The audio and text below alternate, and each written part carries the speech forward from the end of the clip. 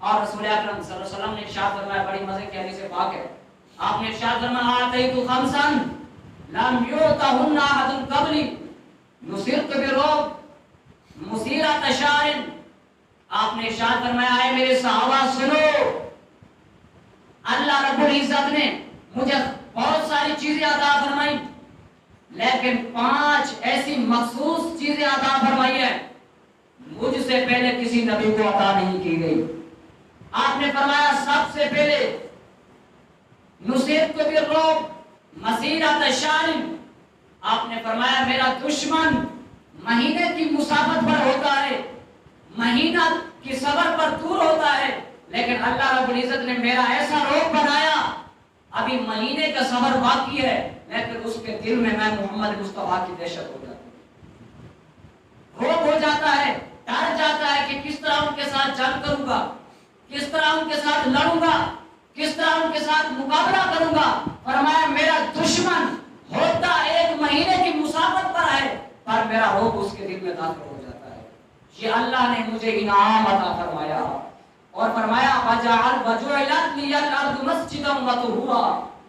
فأیما رجل من امتی ادرکتہ الصلاۃ فلیصلی۔ آپ نے ارشاد فرمایا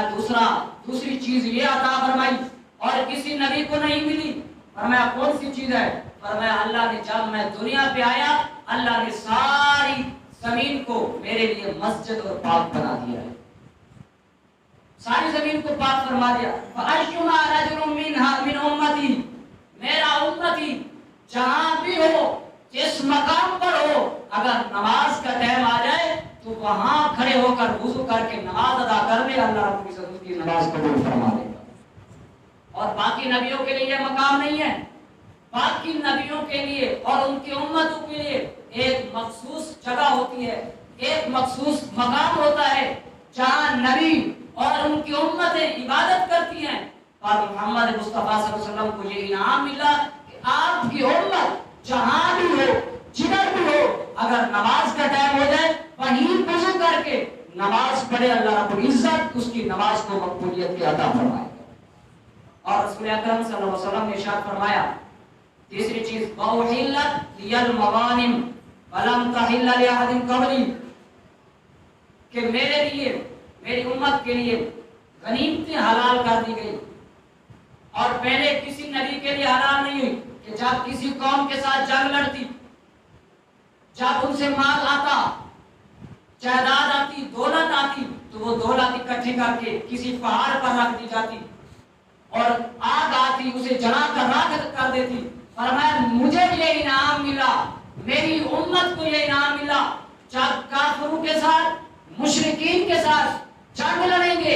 ان سے جو انعام حاصل ہوگا، جو دولت حاصل ہوگی وہ جلائی نہیں جائے گی بلکہ ان کے درمیان تقسیم کر دی جائے گی۔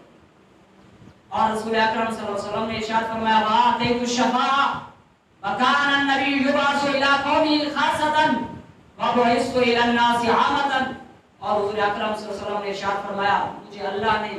ایک شفاعت کا تاج نصیب فرمایا کہ باقی نبی خاص بستی کی طرف،